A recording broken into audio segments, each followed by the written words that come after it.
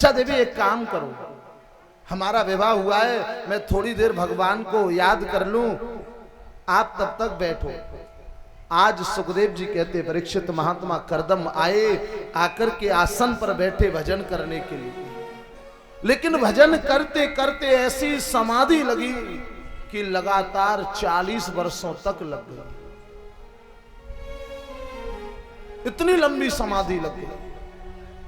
अब माता देवहूति ने सोचा मेरे लिए मेरे पति परमेश्वर हैं, इसलिए गीले वस्त्र से उनके शरीर को पोंछती हैं, तिलक लगाती हैं, आरती उतारती हैं।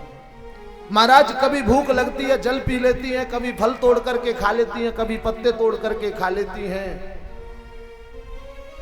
आज ऐसे उन्होंने अपना जीवन व्यतीत किया और आज 40 वर्ष में माता देवहूति का जो शरीर था वो सूख सूख कर लकड़ी जैसा हो गया, पूरे शरीर की खाल लटक गई, बूढ़ी मैयाओं जैसी हो गई और जो सिर के बाल थे वो जटा के रूप में परिणत हो गए। और जैसे 40 वर्ष बाद समाधि खुली, सामने महात्मा करदम ने एक बूढ़ी नारी को बैठे देखा।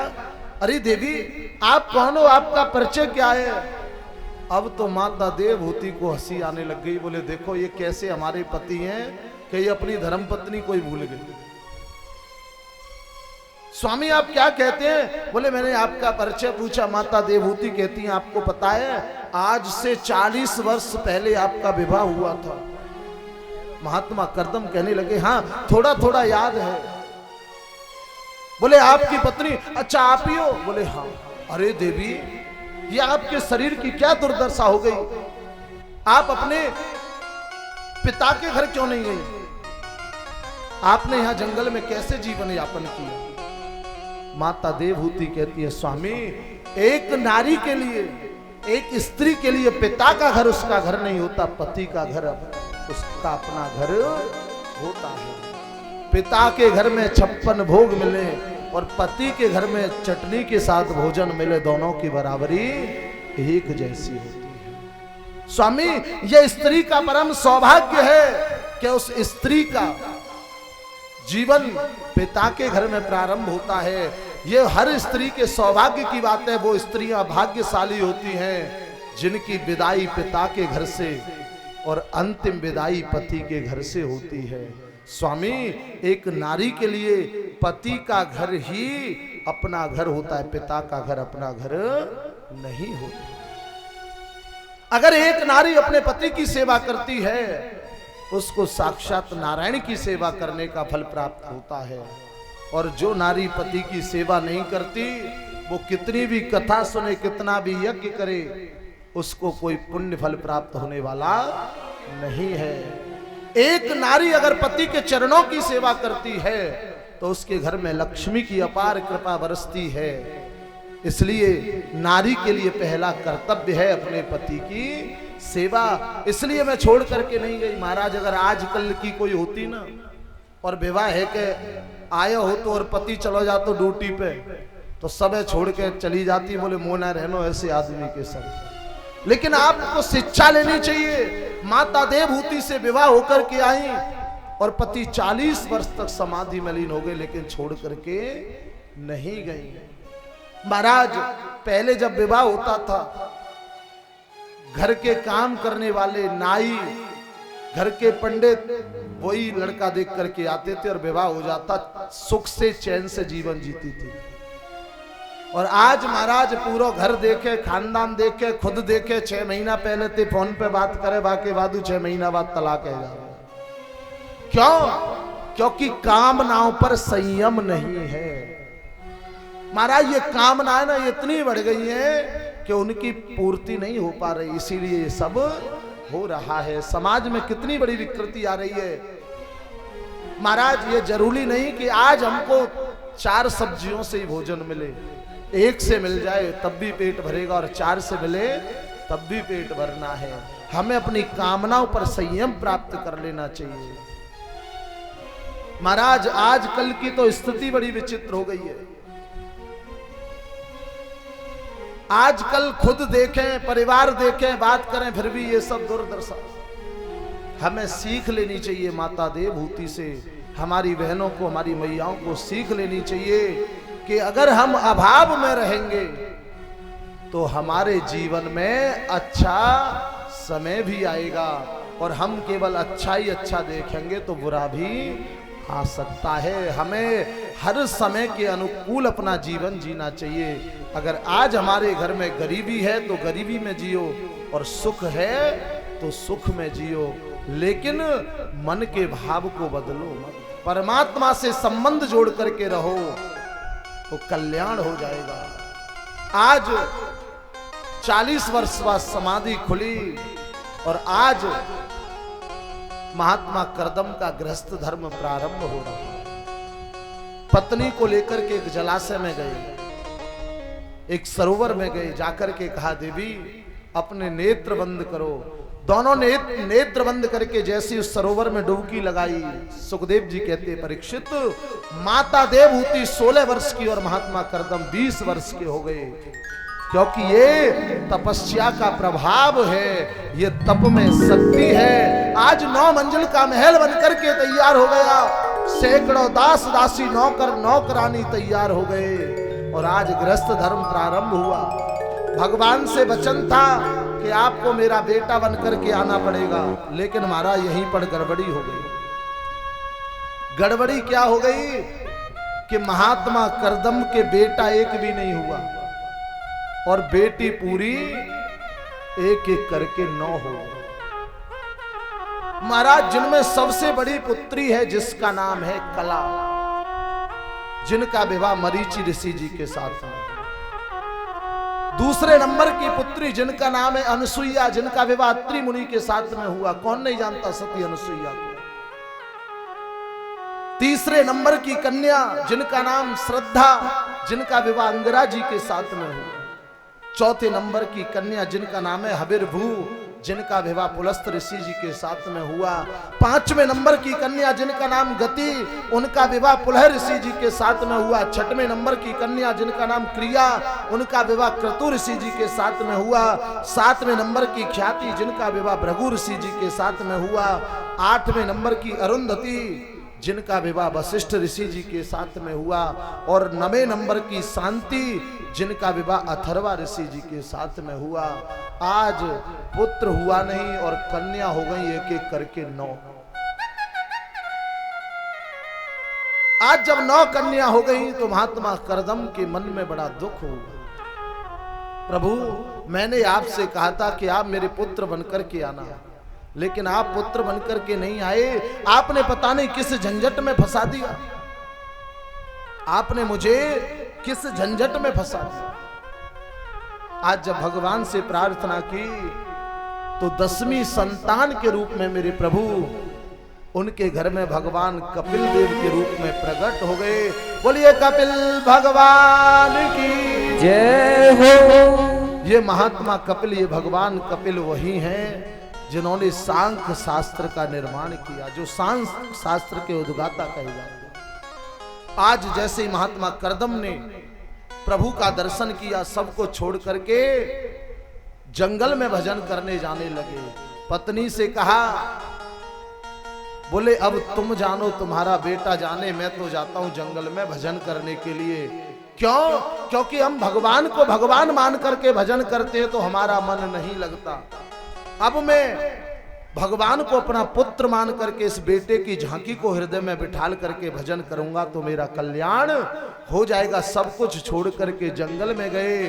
और आज उन महात्मा करदम की 9 कन्याओं को पता लगा कि हमारे घर में हमारे भाई पैदा हुआ है।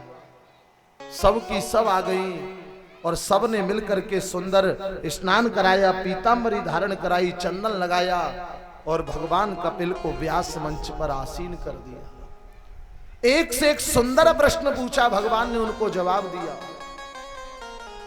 और भगवान कहते हैं कि मैं तो केवल इतना कहना चाहता हूं कि प्रत्येक जीव को हमेशा मुस्कुराते हुए रहना चाहिए। प्रत्येक जीव को हमेशा मुस्कुराते हुए रहना चाहिए। भगवान कृष्ण के जीवन में कितनी विपत्ति आई, कितने दुख आए, लेकिन भगवान को कभी चिंता में बैठे नहीं देखा हुआ। चिंता करने से कुछ होने वाला नहीं है। चिंतन करना चाहिए, हमेशा प्रसन्न रहो और भगवान का भजन करते रहो, कल्याण हो जाएगा। आज भगवान ने एक से एक सुंदर उपदेश दिया। और जब जीव नवदा भक्ति में प्रवेश करके 10वीं भक्ति में पहुंचता, ये 9 कन्या 9 भक्ति के स्वरूप हैं। और जब 9 भक्ति प्राप्त करने के बाद 10वीं भक्ति में माता देवहूति ने प्रवेश किया, भगवान कपिल की शरण में पहुंची, तो उनका जो शरीर था, महाराज जब जीव 9 भक्ति करके 10वीं भक्ति में प्रवेश करता है तो उसका शरीर जल बन करके बहने लगता है। और आज माता देवहूति जी के साथ में यही हुआ, उनका जो शरीर था वो जल बन करके बहने लगा, सिद्धता नाम की नदी बन गई। भगवान कपिल ने आचमन किया, प्रणाम किया और सीधे गंगा सागर क्षेत्र में चले गए। वहां जाकर के आश्रम बनाया, जहां आज और हम और आप भी मकर संक्रांति के समय महाराज वहां जाकर के गंगा सागर क्षेत्र में भगवान कपिल के दर्शन करके अपने आप को कृतार्थ करते हैं। बोलिए कपिल भगवान की जय हो। जय जय श्री राधे श्याम।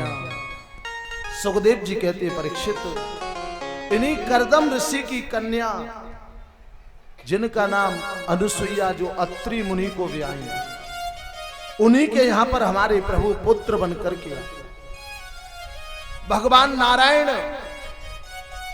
ब्रह्मा जी और रुद्र तीनों पुत्र बनकर के आए। ब्रह्मा जी अपने अंश से चंद्रमा बनकर के आए, भोले बाबा अपने अंश से दुर्वासा बनकर के आए, और भगवान नारायण अपने अंश से दत्तात्रेय जी के रूप में प्रकट हुए। सुखदेव जी राजा परीक्षित से कहते हैं, बोले माता देवहूति जो थी वो 3 बहनें थीं, आकुति, देवहूति और प्रसूति। माता देवहूति का वंश इससे आगे नहीं चला, और प्रसूति नाम की जो बहन है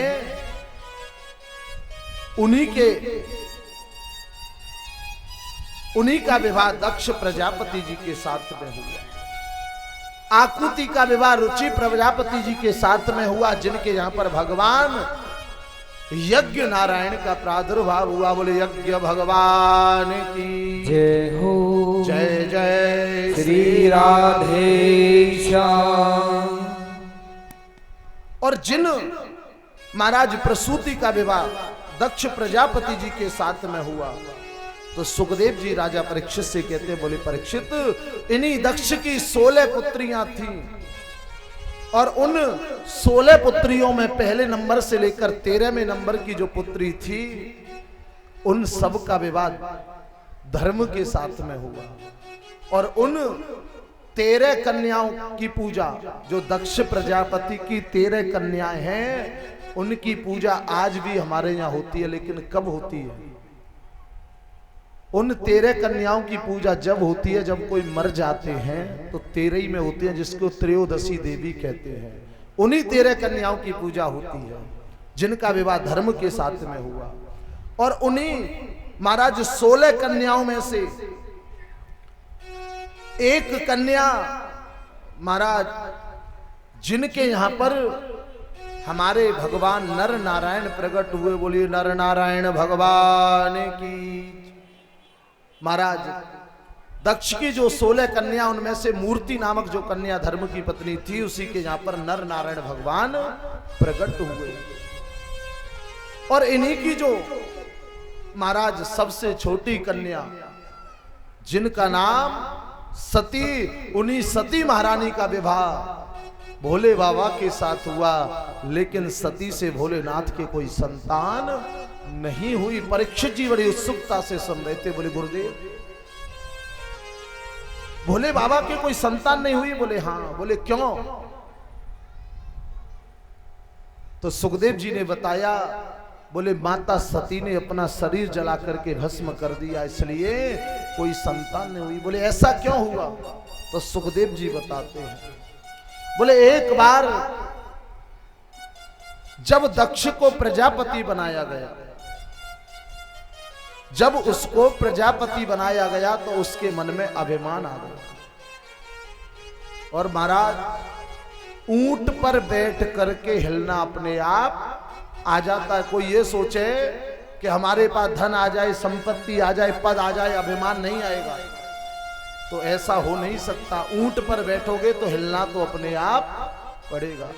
ये कुर्सी है ना महाराज, इसमें बड़ी गर्मी होती है।